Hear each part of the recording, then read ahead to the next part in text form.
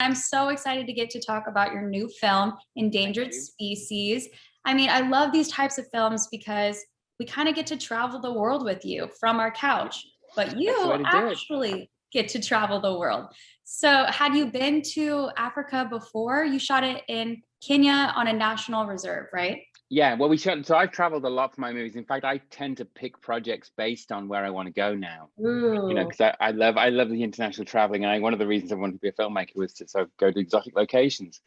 And I started as a wildlife filmmaker when I was a teenager. So natural history and conservation, those kinds of things, have always been my great passion. So making movies in these places, so like Africa, you say Africa is like 54 countries. So Right. everyone is different. But so I've shot mostly in Southern Africa, and South Africa has been my main production area. I've done lots of stuff down there, and I love the South Africans, and I love the country. And of course, it's got all the wildlife and other habitats that I absolutely adore. I'd never shot in Kenya, and we weren't planning to make this in Kenya at all. This was supposed to be another South African production. And I'd made a previous one down there with Megan Fox, I think, called Rogue, that came out last year, Yes. which was again another kind of conservation-y, action-y movie.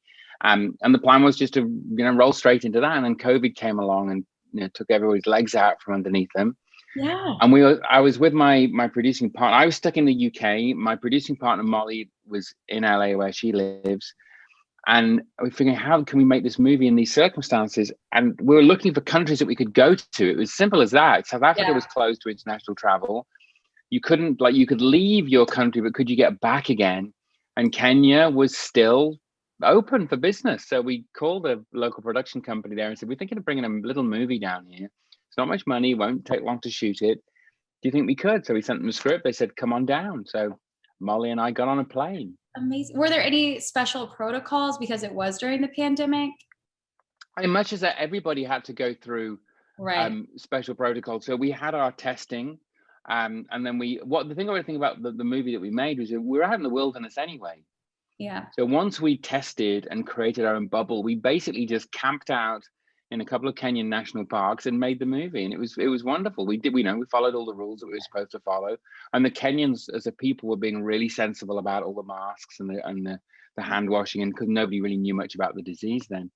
So yeah, it was great. And once we got out of it, it felt like we got away from the madness of the world. You got to escape to this bubble. Yeah. Could I escape to a bubble in Africa? Do versus it. I was alone in my apartment, MJ, so that's a little different there. Really? I did about 4 months alone. It drives you crazy. Yes. Oh my God, I wouldn't. So have you heard, or are you on TikTok at all? Just curious. No. Okay, so there's this TikTok trend I wanted to ask you about. So people from Africa, like you said, there are so many countries, it's so diverse. Yeah. People think they have skewed versions of what Africa is if they've never been there. So this TikTok trend is African people saying what people think it's like versus what it's actually like. And it shows their culture and the cities. Mm-hmm. So what is something about Africa that you loved that you don't think other people would really know? Wow, goodness me. It's such an incredibly diverse country. The people are friendly. I mean, Kenya, for instance, I didn't know. I knew Kenya from wildlife documentaries. That was my experience of it. And I know, without getting fat-headed, I know lots about natural history and wildlife, and that's what I went for. But when you go to these countries, firstly, there's a dense population, and the wildlife habitats are actually quite contained in these vast, vast countries as well. Remember, the entirety of the USA could fit just in the Sahara Desert of the African continent. It's so big. So you'll go to countries where every country has its own culture. They are different. The diversity is different, and tribes within those communities are different as well. And I actually just liked the location scouting, driving around and just seeing this is how people really live their lives. And there is this sense of, there's terrible deprivation and there's bad things going on. Honestly, any big city in any Western country is the same. I've shot in kind of the poor areas of South Africa in the townships, which is some of the most joyous shooting experiences I've ever had. Yeah. Places which you would immediately think are dangerous. The sense of community exists in these African villages and towns in a way that it doesn't really seem to have. We've lost it here a little bit, certainly in the cities. So there's that sense of it. The wildlife is very contained. The negative is there is lack of healthcare in certain areas. There is struggle for work. There is drug abuse in certain areas. So, it's not that different, I think, is really what it is. Yeah. Like What it comes humans are humans are humans. Absolutely. So true. So that's what you learn. Yeah. Well, I love that. You have so much experience there, clearly, but also you brought your family there. I didn't realize your daughter is not only, well, two daughters actually. One played Zoe and one did makeup on set. How was it having like a family affair during this pandemic in Africa? Did it make it special on set? Oh my God, it's amazing. Well, it was the only way we could all come together. Yeah. So the other thing is, like, my partner who was stuck in Los Angeles, she couldn't get back to the UK. So we were all spread all over the world. Yeah. And I'm sure lots of people suffered the same thing. So I couldn't get back because of paperwork and stuff. I'm English, obviously, couldn't get back into the US during the COVID pandemic. So I was suddenly isolated. My two daughters, I have three children. My two daughters lived in England. My son was off doing his thing. And it's like, oh, let's make a movie and use it as an excuse to come together. It was kind of that. Yeah. Izzy wrote, who's in the movie playing Zoe, she wrote the movie with me as well. So she was kind of invested, and I roped her into being in the movie. Like, just come, just be it. She doesn't really want to be an actress, but she's really good. She was incredible. Yeah. And then Madeline, who's my middle daughter, she's a makeup artist. So she can be head of makeup. So it was an excuse for us all to come together. But filmmaking for me is a kind of family experience anyway. It's a pseudo family. You create this group who come together, and there's lots of love and passion just for a short period of time, and then it just breaks apart again. I know. So sometimes you make friends, like with Philip Winchester, who's in the film, for life, off projects. Sometimes you're friendly for a bit and then you disappear again, and you see each other around. It's like, hey, how you doing? I love the community aspect of filmmaking. That's my favorite thing about it. Yeah. Speaking of Philip Winchester, I read an interview the other day. He was doing an interview for this movie, and he was talking about how you would be like, all right, we're going to do a scene tomorrow, but there's a herd of zebras here right now, so let's just do it right now, and like improv to the scenario. So how was it working on the fly with real wildlife?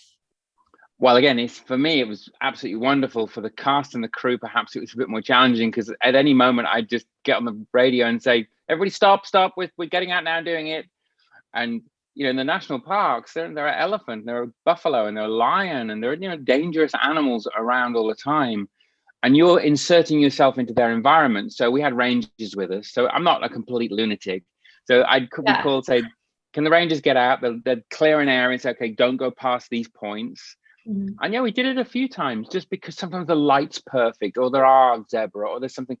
I mean, I never thought I'd have this problem. There are too many elephant around. So we're in Amboseli National Park, which has got this incredibly blossoming population of elephant. It's always been famous for it. And during the pandemic, there are lots and lots of babies being born.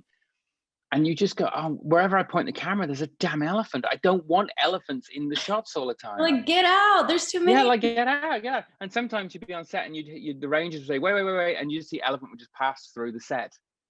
Oh my gosh. Okay, everybody, we just stop while the elephants do what they do. And it's wonderful. It is intimidating because they're extraordinary creatures. It's the little things as well, the spiders and the snakes, and you got to be careful with all those. But I love it. I love wilderness shooting. So for me, it was my happy place. Yeah. Well, okay. So last question. We're finally getting back into these movie theaters, and we actually have a campaign we're doing called Cinema Week at the end of June, where it's just kind of trying to push people to get back into those movie theater seats. So do you have anything you would like to say to moviegoers that'll get them back out there, get them where movies were meant to be seen, I guess? They are meant to be seen. Well, I think it's a communal experience of filmmaking of film watching that we lose by.